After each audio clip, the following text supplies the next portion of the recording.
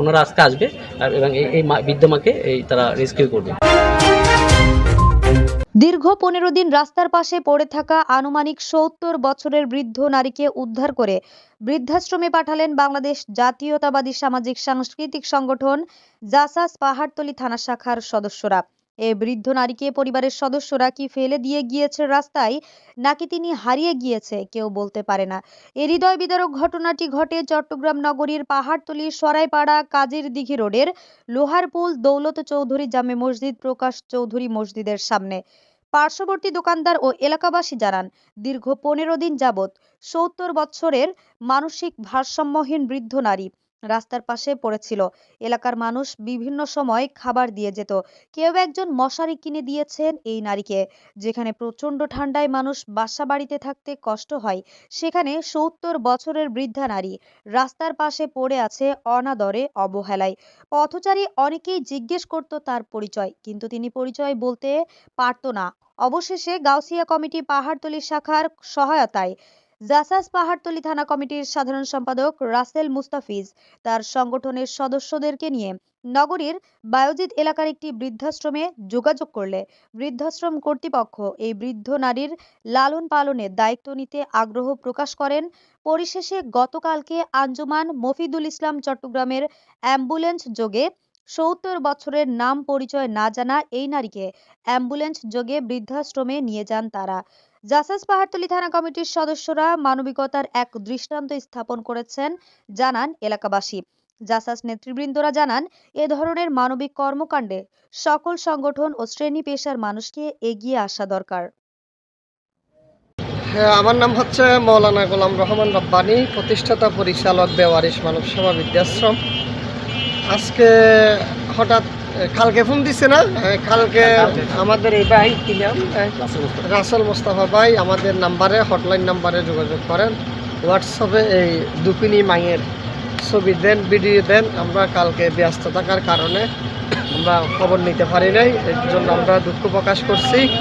রাসেল ভাই আর আরেক ভাই আজকে ওনারা আমাদের অফিসে গেলেন, আমাদের আশ্রমে গেলেন।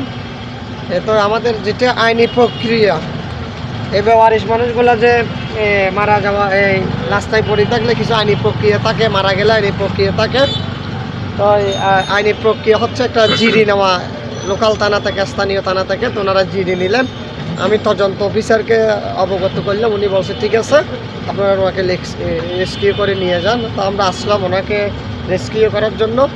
তো আমরা রাসেল ভাইকে ধন্যবাদ জানাই, এলাকাবাসীকে ধন্যবাদ জানাই এবং পাহাড়তলী থানাকে ধন্যবাদ জানাই, আঞ্জুমানে মফিদুল ইসলামের প্রতি কৃতজ্ঞতা ধন্যবাদ জানাই। কারণ ওনারা পাহাড়তলী জাসাসকে আমরা আন্তরিক মোবারকবাদ জানাই। উনি জাসাসের একজন সেক্রেটারি হিসেবে উনি মানুষের পাশে দাঁড়াইছে, ধন্যবাদ ওনাকে। আর আমরা আঞ্জুমানে মফিদুল ইসলামকে ধন্যবাদ জানাই, ওনারা আমাদেরকে অ্যাম্বুলেন্স দিয়ে সহযোগিতা করছে।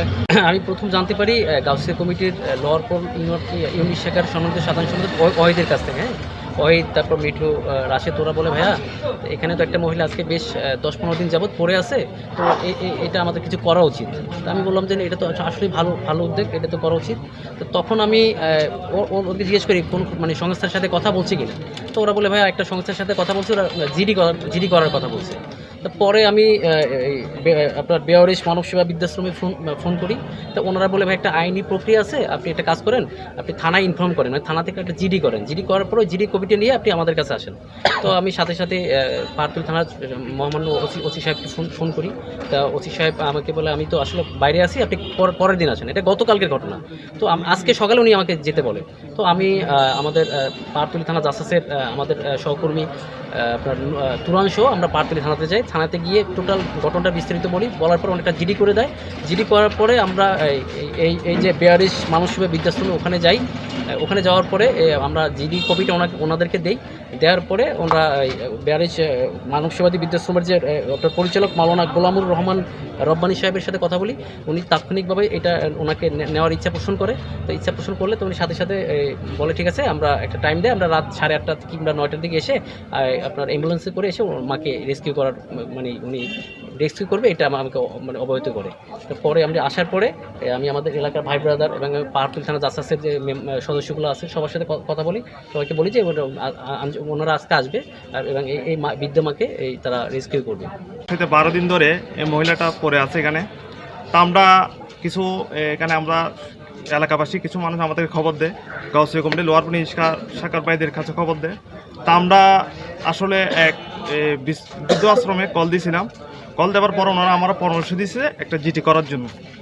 জিটি করার যখন পরামর্শ দেওয়া হয়েছে আমাকে, তখন আমি জাতীয় পাহাড়তলী থানার সাধারণ সম্পাদক রাসেল ভাইকে আমি নক করছি। নক করার পরে ওনাকে বলছি বিস্তারিত সব ঘটনা। উনি করছে হয়তো ঠিক আছে, আমি চেষ্টা করতেছি।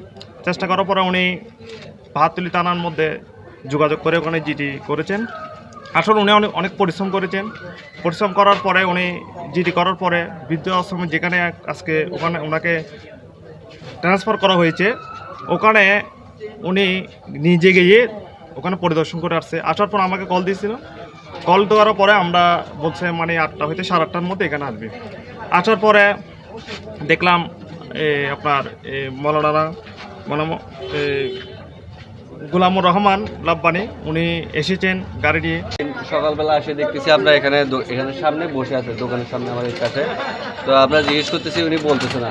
তারপরে পরবর্তীতে একটা ঠিকানাও বলছিল উনি এদিকে আশেপাশে, আমরা ওখানেও পাঠাইছি, কিন্তু উনি ওখান থেকে আবার রিটার্ন চলে আসছে, এখানেই এসে বসে থাকছে। তো আমরা যে যখন পারছে তা খাওয়াইছে এবং পড়েছিল। তারপরে মশারি কেউ এক একজন এক একটা এনে দিচ্ছে, এভাবে আছে এখনও। এখন আমরা লাস্ট পর্যন্ত আমরা রাশেদ ভাইয়ের মাধ্যমে আমাদের কথা বলছি যে ওনাদের মাধ্যমে একটু কীভাবে কী করা যায়। লাস্টে উনি একটু ব্যবস্থা করছে ওনারা এখন একটা বৃদ্ধাশ্রমের ব্যবস্থা করার জন্য এখন ব্যবস্থা করছে আর কি। এটা দীর্ঘদিন প্রায় 10-12 দিন এখানে পড়ে রয়েছে।